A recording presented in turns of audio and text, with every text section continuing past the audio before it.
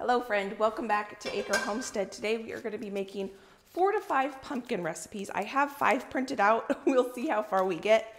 The first one we're going to start with is a brown butter pumpkin snickerdoodle. Oh my goodness friend, I am so looking forward to this. It's supposed to be a chewy snickerdoodle and we need to brown the butter and then have it cool to room temperature. So we're going to start with this, and while this is going, I'm going to get going on pumpkin marshmallows. I've made homemade marshmallows hundreds of times, but I've never made homemade marshmallows that are pumpkin flavor. I started following someone on Instagram and she makes all these really fancy marshmallows. She makes strawberry marshmallows, peach marshmallows, depending on what season it is. And this is what kind of inspired this whole cooking extravaganza pumpkin palooza day, because I'm going to a family dinner this weekend and I thought it would be fun to make little pumpkin gift boxes for everybody to take home. So we need to weigh out our pumpkin ingredients. I am normally someone who likes to do a cup and measure type, but this recipe is all by weight. So while our butter is browning, we're gonna go ahead and weigh out our gelatin and pumpkin. We are gonna weigh out 40 grams of plain gelatin into our stand mixer. I've tared my bowl, so I'm not weighing my bowl. All right, that's 40 grams. Now I need to weigh out 300 grams of pumpkin puree.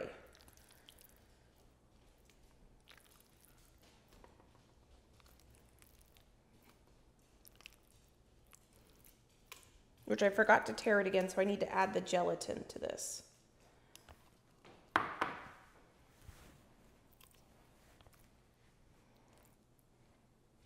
That is about perfect. So I'm gonna take my pumpkin and gelatin and I'm gonna mix it together, and I'm gonna have the pumpkin kind of reconstitute that gelatin a little bit. When you make just plain marshmallows, you use water to do this instead of a fruit or pumpkin puree. So this is kind of a cool technique. I'm excited to give this a try. So now I can smell my brown butter. I don't want it to burn, so let's go back over there and take a look at that. So this just has about a minute or two left to cook. It's just starting to turn brown. And once it starts to turn brown, it turns really quickly. So you want to keep a close eye on this. While this is browning, I don't want to start anything else because I don't want this to burn. I'm going to let you know what the other 3 recipes we're going to be making are. We're going to make pumpkin chocolate chip cookies, which I've always wanted to try. So this is kind of a day of trying a bunch of things I've never tried, because I also have never made pumpkin whoopie pies, which we're gonna make today, and pumpkin scones, plus the pumpkin marshmallows and the pumpkin snickerdoodles.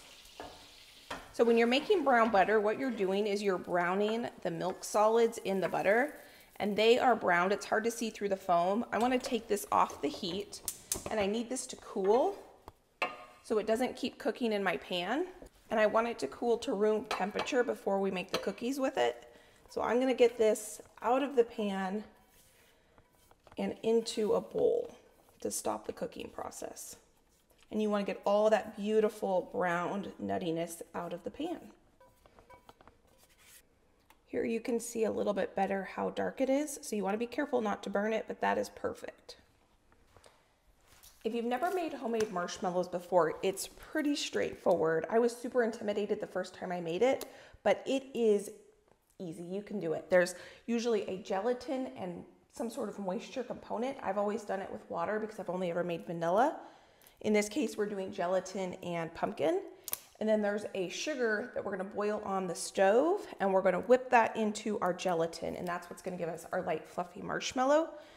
So now I need to weigh out the sugar components. So in this pan that we're gonna cook on the stove, I'm gonna weigh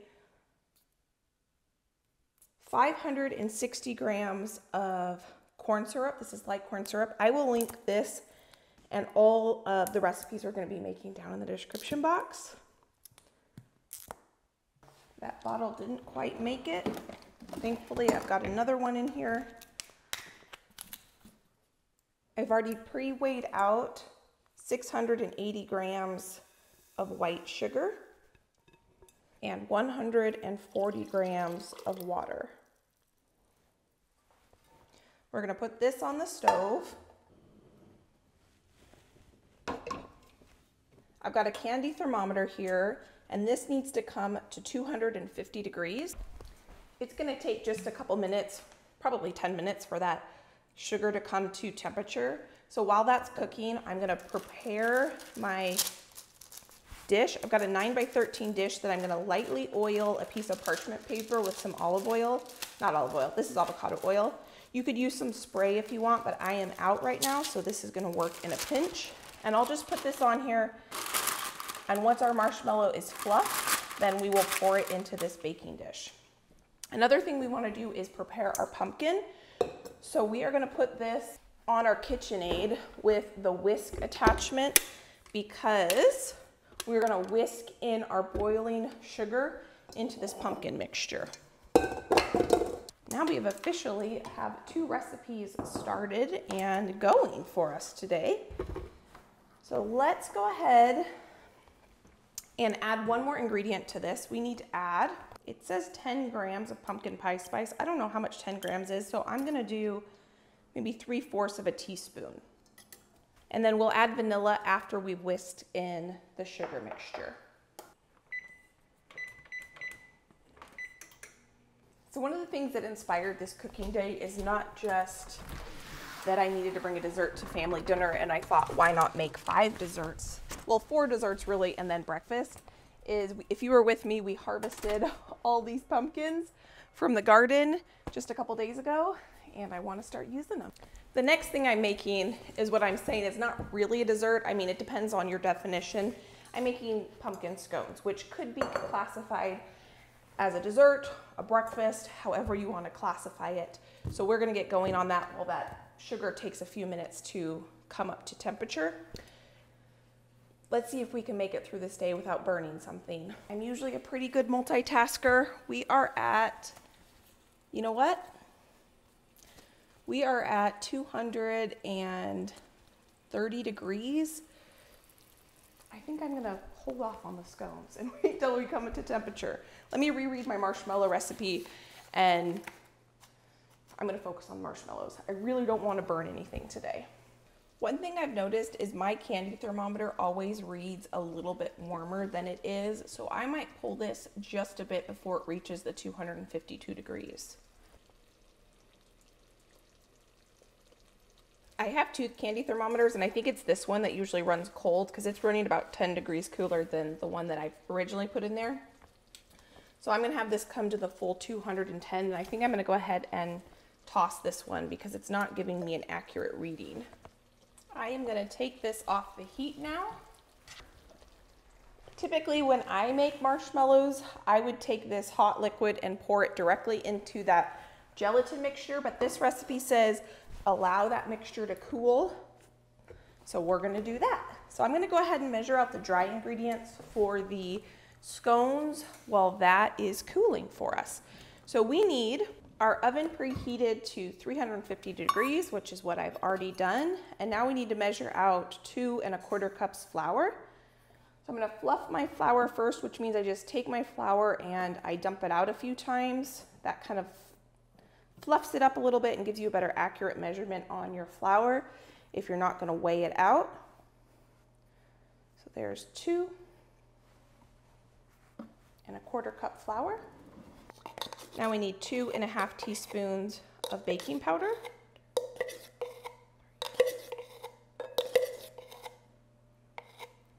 A teaspoon of salt.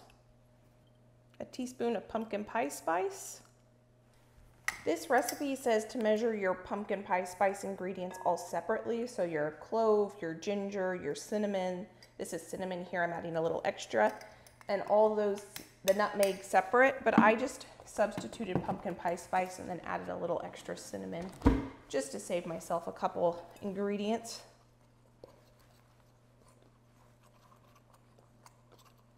I just checked my sugar and we're still at 240 degrees, so we've got a little bit before we are going to need to mix that into our pumpkin gelatin mixture. That's 1/3 cup of brown sugar. I'm just going to mix that in a little bit with this measuring spoon.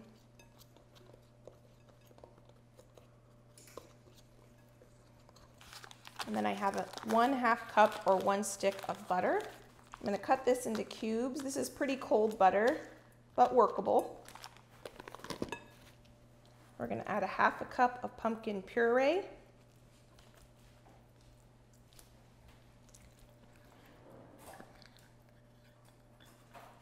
I think I was supposed to cut that butter into the flour mixture before I added that, so let's do that now.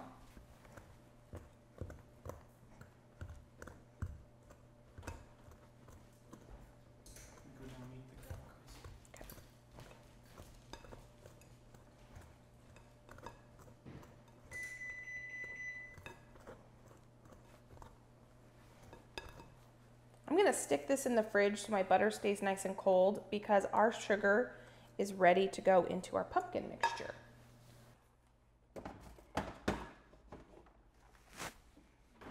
This is where the magic happens here when it comes to making marshmallows. So I'm gonna turn this on high and then I'm gonna slowly start to pour in my hot sugar mixture. And I'm gonna whip this for 8 minutes. Well, I'm not gonna be able to turn on high quite yet.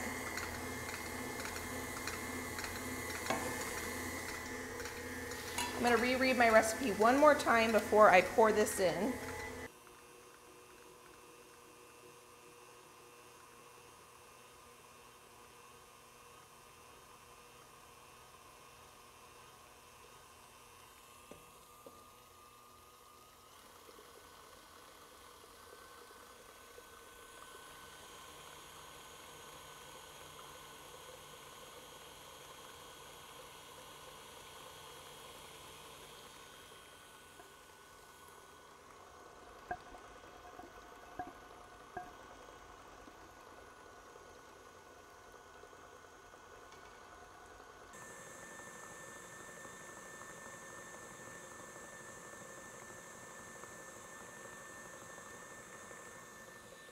This is where you need to work fast. I have oiled my spatula because we are going to use this to pour this marshmallow mixture into our prepared pan. And this stuff is going to firm up really quickly, so we need to move quick.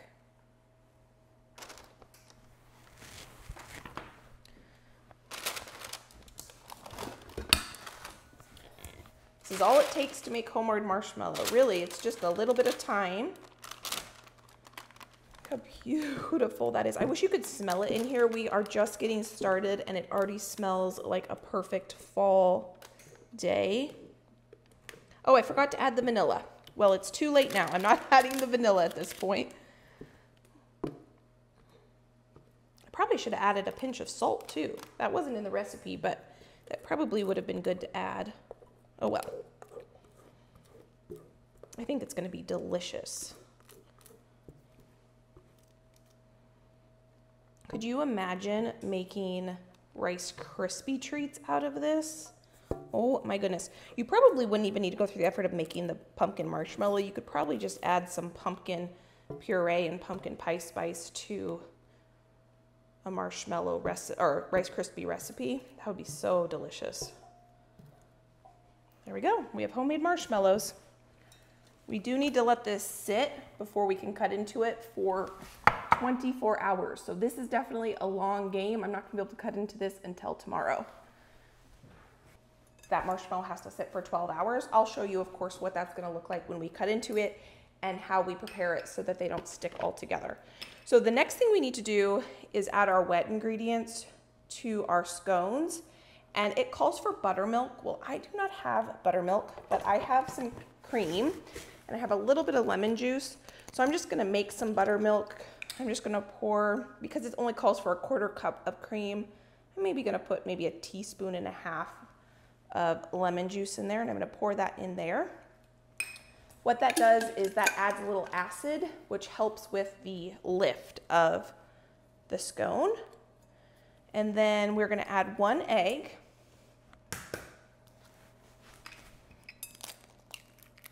I pulled out another egg because we are gonna use that egg as an egg wash. I'm just gonna pour that in the top. I should have made a little well, but it's gonna be okay with the way that I'm doing it here. So now what I'm gonna do is make this into a shaggy dough. And how I'm gonna do that is I'm gonna mix my egg together before I mix it into the rest of the scone mixture. I'm gonna use a fork just so that I'm not touching this as much as possible. I wanna keep that butter really, really cold. I don't usually add an egg to my scones, so this is a little bit different, but I think it's gonna be great.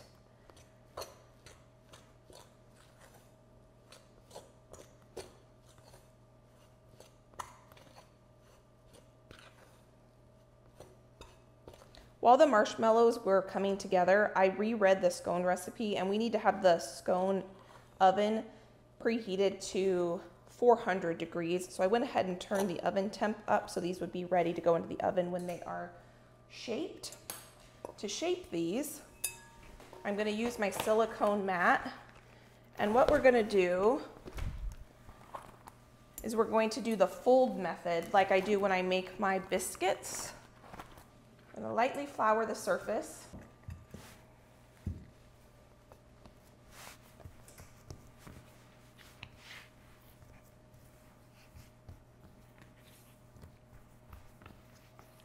We're going to fold, fold,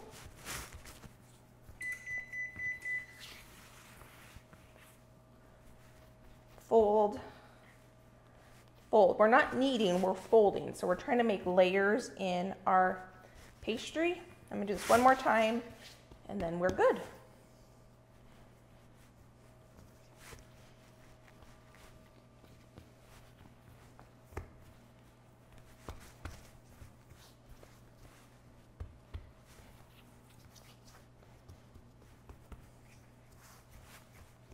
You see how there's butter pieces? That's what you want to see when you're making scones.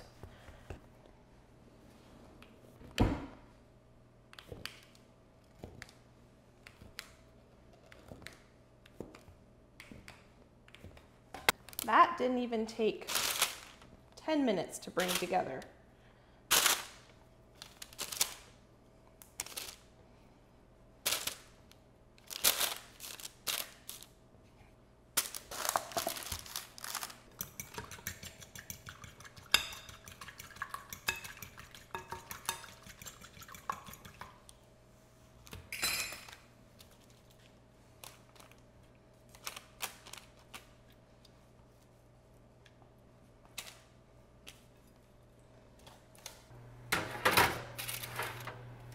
I just took these scones out of the oven and I'm gonna let them cool. They smell and look incredible.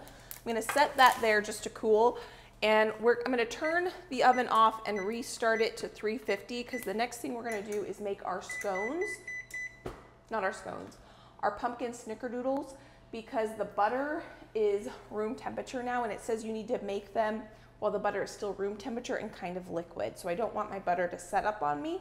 So let's make the pumpkin snickerdoodles. There's one more kind of interesting step we need to do. We need to pat dry our pumpkin puree. So we need 2/3 cup pumpkin puree. So I've got my pumpkin here and I've got a 1/3 cup measure, and it says to put your pumpkin, I'm looking for my spatula, put your pumpkin puree, I want to make sure it's a level scoop, onto a plate and pat with a paper towel. We're supposed to lay it flat. We're supposed to pat with a paper towel any of the excess moisture off the pumpkin. So I'm just gonna lay this nice and thin here.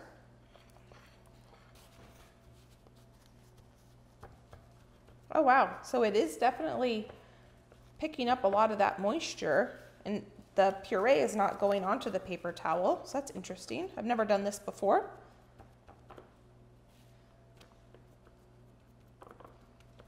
I think I'm gonna do that one more time. It didn't say how many times to do it. Okay, I'm gonna set that aside. And here's our butter. So it's still supposed to be liquidy, so you can see how it's starting to set up a little bit. And now you can see just how dark it is. So this is what we want to make our cookies with. I just reread the recipe and it said after you pat this pumpkin dry to Play-Doh consistency, so I think I'm gonna do it one more time. we're then supposed to measure out 1/3 cup pumpkin. So that makes more sense. I was wondering how we were gonna know how much to actually use, and so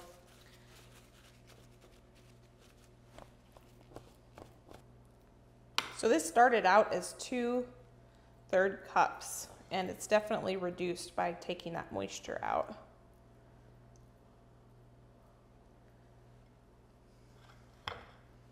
Okay. I'm just gonna set that there. I washed my KitchenAid mixer bowl out from the marshmallow. That did take just a second to do. When you're working with anything that has hot sugar that's sticky like that, the sooner you wash it out, the better, or at least get it soaking in hot water, because that way it just becomes a lot easier to clean. So in here, we're gonna make our cookie dough. We're gonna add our browned butter to our mixing bowl first. If you've never had brown butter, it tastes a little bit like butterscotch. It is so good, so good. To that, we're gonna add 1/2 cup of brown sugar plus 2 tablespoons, and we're gonna whip this together for 1 minute.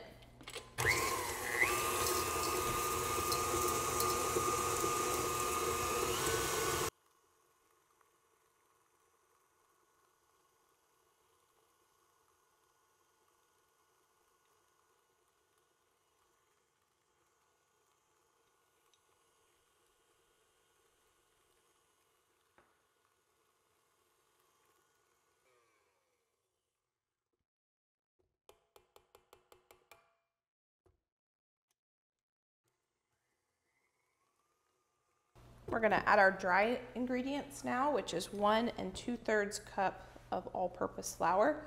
I'm doing the same thing with this flour where I'm fluffing the flour first before I measure it. Now we're gonna add 1 1/2 teaspoons of pumpkin pie spice.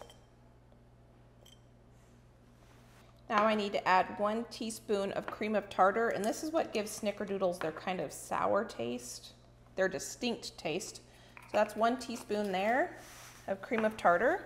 And I'm gonna add 1 teaspoon of baking soda, and I'm gonna run it through this sieve just because my baking soda tends to have clumps in it. I'm gonna mix those ingredients together with the flour and my spoon. Instead of getting out another bowl, I just do it right in there. I'm gonna add a teaspoon of salt, and we'll mix that together, and that is our cookie dough. So this dough is really soft, and it says we need to refrigerate it for 5 minutes. So we'll get our other recipe set up while this chills for 5 minutes. I think I'm gonna go ahead and make the other recipe because the other recipe needs to chill for 30 minutes, and we can have that chilling while we make our 5th recipe. So I'm gonna take this dough, I'm gonna put it in another bowl so we can make our chocolate chip cookies in our KitchenAid mixer. It's okay if I don't totally clean this out because they're gonna have a lot of the same ingredients, so that'll be just fine. Okay, into the fridge this goes. For the chocolate chip cookies, we need 1 stick or 1/2 cup of melted butter. I'm just gonna use the same bowl I had the brown butter in because a little bit of brown butter in this recipe is not gonna hurt anything. While that's melting to our mixer, I'm gonna add 1/4 cup of packed brown sugar and 3/4 cup white sugar, our melted butter,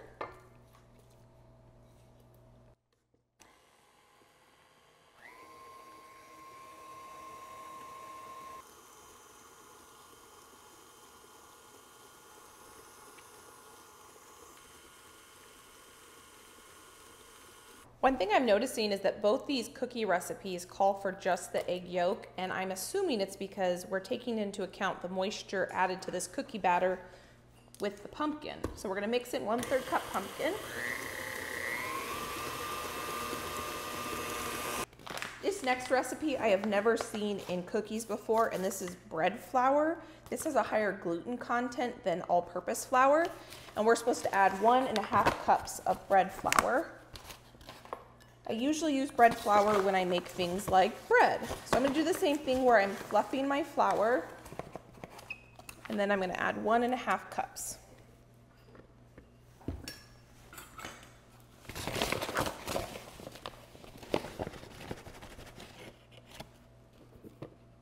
This recipe again says to pull out all the different pumpkin pie spices. I'm just going to use my homemade pumpkin pie spice instead, so I don't have to pull all those ingredients out.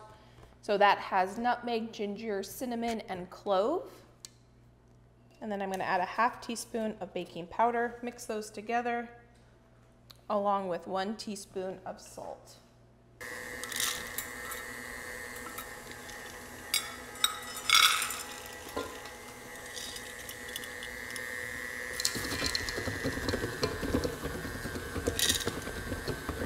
You can see how this is a very wet dough. So this is supposed to chill for a ½ hour. So I'm going to pop this in the fridge, and while this is chilling, we'll make the whoopie pies. I'm going to go ahead and give it one little mix with my spatula though first. It's been 5 minutes, so we could check on the snickerdoodle cookie dough and maybe start baking that before we make the whoopie pies. But I want to just take a look and see what it looks like in the fridge.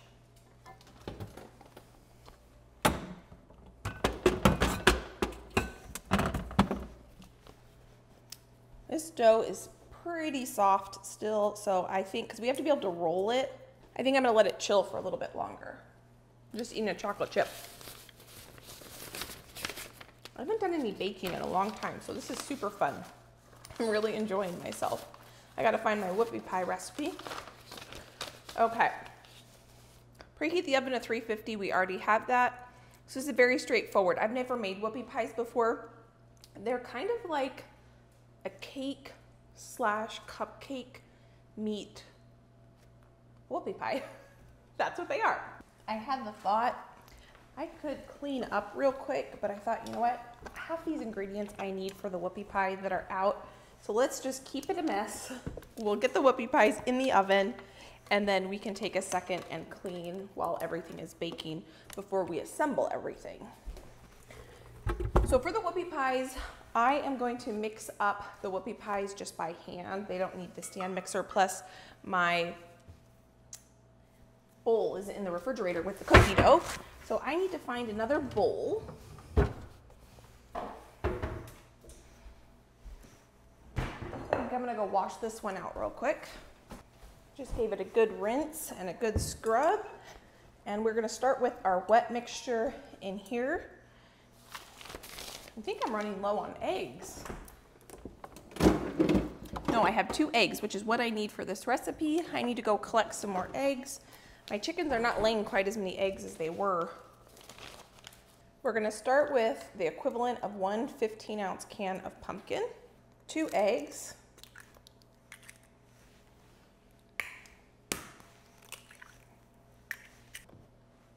two cups of brown sugar,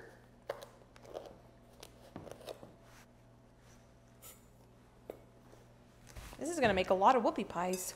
Vanilla, I never measure my vanilla. We're gonna whisk this together.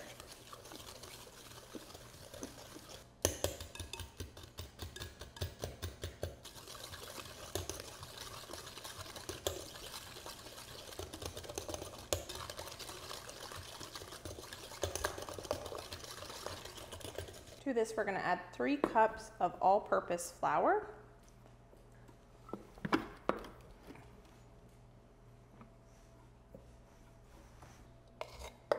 1 teaspoon of baking powder plus 1 teaspoon of baking soda.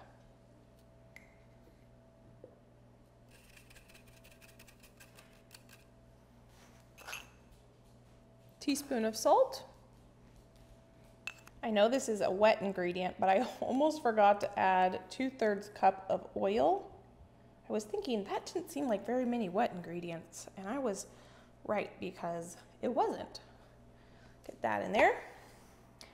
And then again, it calls for mixing all of the different spices, but I'm just going to use my pumpkin pie spice. So how I calculate this is I'm just eyeballing it, is I add up the different spices and then I add that equivalent amount of the pumpkin pie spice. So this recipe called for 1½ teaspoons of cinnamon, 1/4 teaspoon of clove, and I guess that was it. So normally when I think of pumpkin pie spice, it usually has ginger in it as well and nutmeg.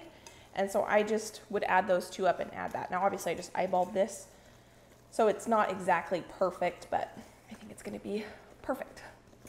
Anyway, so I've never made whoopie pies before, so I probably shouldn't be deviating from the recipe, but you're gonna be hard pressed to find me follow a recipe exactly to the T, because that's just not my personality. Okay, so this is the mix. It just says mix, and that's it. And then we're gonna take a cookie scoop and we're gonna start baking these, because these have to cool before we can fill them. And this has, in the notes section of this recipe, it has a ton of things you can do to make this in advance. And so that's kind of cool that it gives you a ton of different options. So we need to take a cookie sheet, get the piece of parchment paper, line our cookie sheet with parchment paper, and we're supposed to do 2 tablespoon scoops onto this. So that's what we're gonna do. So this batter, it's basically like a batter, is pretty thick, so it holds up. So whoopie pie is kind of a mix between a cupcake and, how far apart should they be? Because these are gonna spread, I think. Use a small ice cream scoop, about 2 tablespoons, scoop the dough onto prepared pan, 1 inch apart. So I think those are a little too close together. Are we supposed to spray the pan? I didn't even read that. No, it doesn't say. It just says line 2 baking sheets with parchment paper. Sometimes my baking gets me in trouble because I know enough to get myself in trouble, but sometimes I don't read the recipe fully. And in baking, it's always best practice to read the recipe fully before getting started. But that's just not always what happens.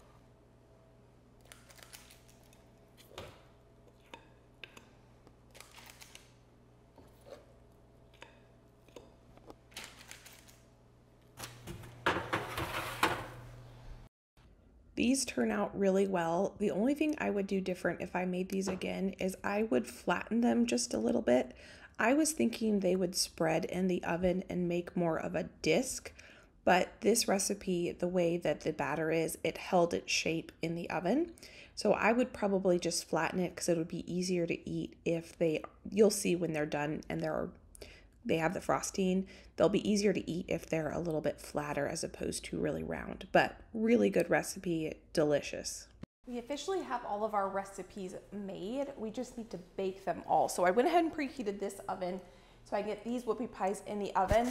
And I think before I roll out the cookies, because I need to finish baking the whoopie pies in this oven, I think I'm gonna take a second and just get this counter clean because it is collected quite a few ingredients, and now we're done using all these ingredients. I can clean the counter and get this clean and kind of reset. This will allow me to think a little bit easier if I kind of clean up a little bit. So all these ingredients can get put away. I can just stick them right in my baking shelf.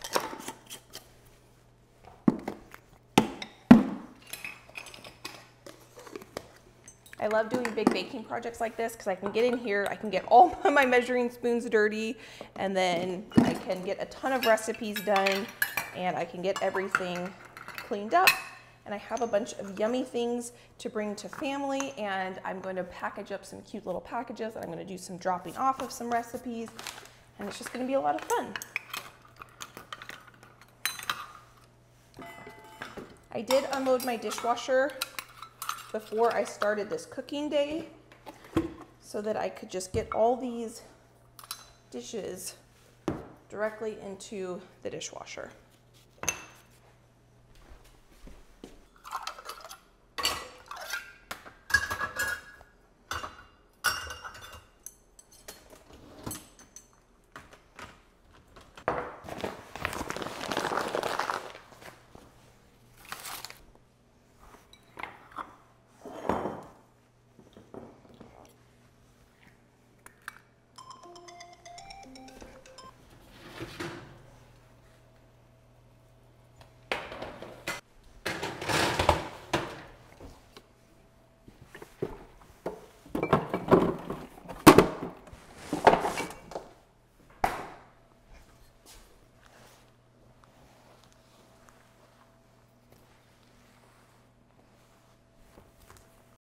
I always like when I can do a refresh on my kitchen and then my mind feels clearer and we can get going and finishing this day out strong.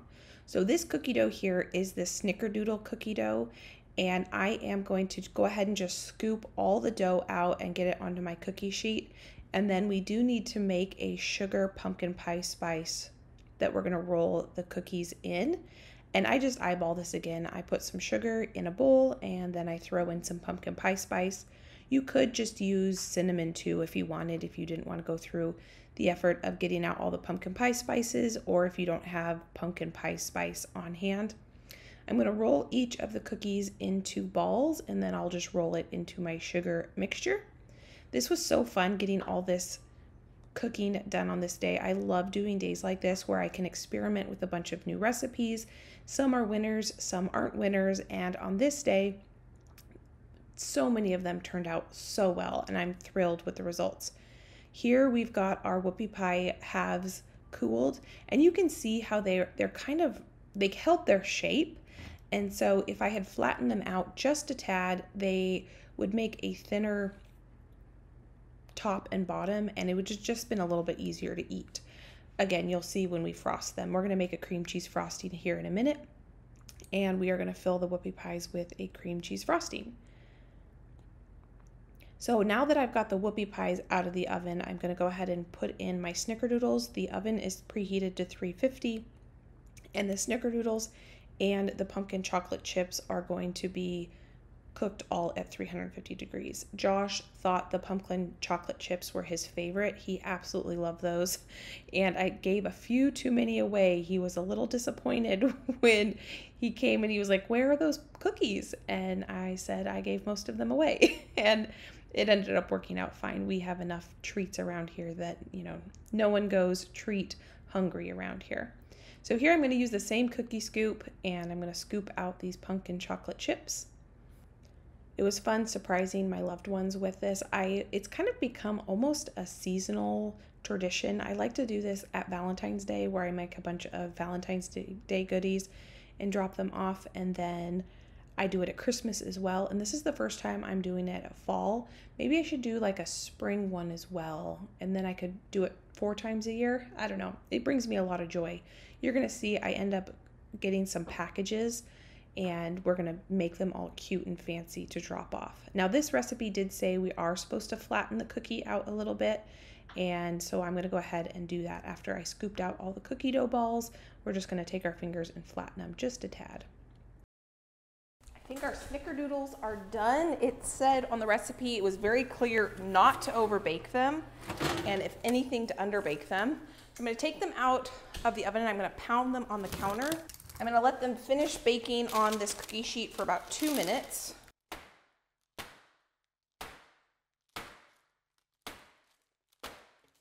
They did not spread as much as I thought they would, but they smell and look incredible. So now I'm going to get these chocolate chip cookies in the oven. I've got the other snickerdoodles in the other oven, and I'll get these chocolate chip cookies in the other oven. But this is what I thrive on. I really enjoy getting in the kitchen and just having fun. So here we're going to make the filling for the whoopie pies, and it's just a simple cream cheese frosting, your standard butter, cream cheese, vanilla, a pinch of salt, and powdered sugar. Well, I was running very low on powdered sugar. That's all the powdered sugar I had in my whole house, and I didn't have enough to make a whole recipe according to the whoopie pie recipe. So I cut the recipe in half because that's how much powdered sugar I had. Now these pumpkin chocolate chip cookies, look how beautiful they spread. I cooked them where they were just barely baked, and they were so good. I think that maybe the snickerdoodles didn't spread and get quite as chewy. They were a little bit cakey. I think that I probably took too much of the moisture out of the pumpkin when I was doing the patting of the pumpkin, but I'm not exactly sure. I typically like a cookie that spreads a little bit more, but they still tasted really delicious. They were just more of a kind of a cakey texture. I could have also maybe whipped the butter and sugar too long together, and that could have been something I did on my part that made them a little bit fluffier than I originally intended. Now here are the whoopie pies with the frosting that I made, and my frosting was a little bit on the soft side. I think I'm telling my dog, excuse you, you do not get a whoopie pie. I think that the butter, it would be better if the frosting was a little bit firmer so that it doesn't slide around. So what I did to combat that is I stuck these in the refrigerator for a few minutes and they firmed up beautifully, and these are so good. I have seen these in a bunch of different flavors. You can make basically any cake recipe you could turn into a whoopie pie. Not flavor profile, I mean. You wouldn't want to take necessarily just a cake batter and make it a whoopie pie, but you know, the flavor profiles. You could do chocolate whoopie pie cake and then, you know, a chocolate frosting or a vanilla frosting. So here I went to the Dollar Tree the other day and I grabbed some their clothes boxes, and it was a pack of 3 for $1.25. And I grabbed some ribbon as well and tissue paper. Tissue paper I already had, and I thought that this would be a cute way to make little gift boxes for very affordable. So all in, I think I was in like I think I got out of Dollar Tree for like less than $6, and we're gonna make quite a few cute little boxes. So here I am putting the boxes together. I've got my snickerdoodles and the chocolate chip cookies and the scones.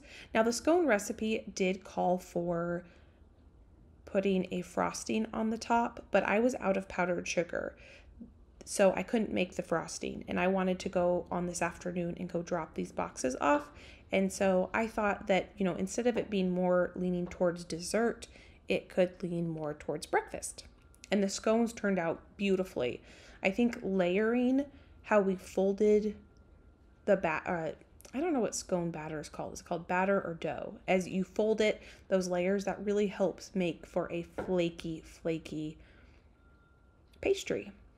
So I'm getting the lids on here. They were a little bit thinner, the boxes, than I thought. I thought they would be more, probably about twice the thickness, but it ended up working out just fine. So this was the ribbon too. I also purchased this at Dollar Tree, and they had a bunch of fall different ones, and I just went with the simple green and orange.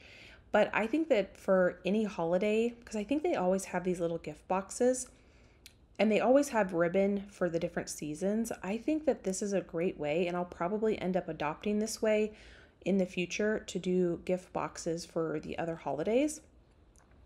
In the past, I have purchased from Dollar Tree. They're more of a box that's decorated on the outside. It's at Valentine's Day, they have red ones and silver ones and pink ones, and I've purchased those at Christmas too, if you've watched any of my Christmas candy baking or anything like that.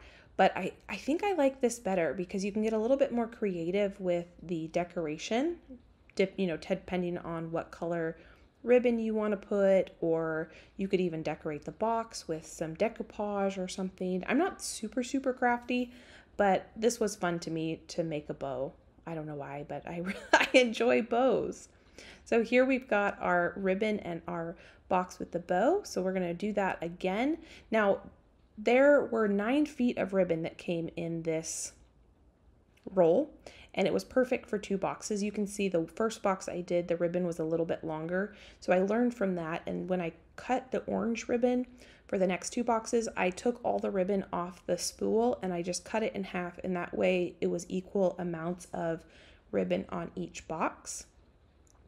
And I did end up using all of the ribbon for these 4 boxes. And I'm just cutting the ribbon in a little triangle shape at the end so that it has a cute little decoration.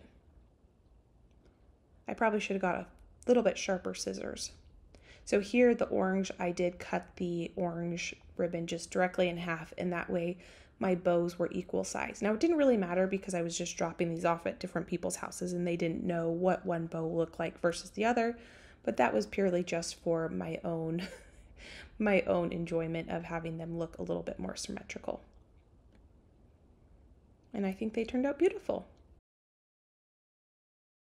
I got these all packaged up, so I'm going to drive this afternoon and drop these off at people's houses. And then for tomorrow's dessert, we have our whoopie pies. There's still some more of the cake part in the refrigerator, but when I get more powdered sugar, I can make up more frosting tomorrow. And then tomorrow I'm going to cut up the marshmallows. I've been keeping the whoopie pies in the fridge just so that the frosting hardens up a little bit because they were getting a little soft and they weren't sticking to each other very well. I think these turned out so cute. So this will be fun to go this afternoon, kind of a fun little adventure I'll go on, get to drop off some goodies to some people's houses. And then I'll show you what it looks like cutting into these marshmallows. We're gonna make a powdered sugar dusting, and so I need powdered sugar for that, and it has to sit overnight before I can cut into them. And so that will be our fun dessert for the family dinner tomorrow. So thank you, friends, so much for taking time out of your day to spend time with me in the kitchen as we made 5 recipes, and we got them all done. I wasn't sure if we were going to be able to get to all 5 of them today, and we did. Got them packaged up, super, super cute. And I just really appreciate the fact that you took time out of your day to spend time with me. If you want to try to make any of these recipes, I will link them down below, and I can also pop a couple of my other videos here you can go enjoy between now and my next upload. So friend, thank you for being here. Thank you for being you, and I can't wait to see you next time.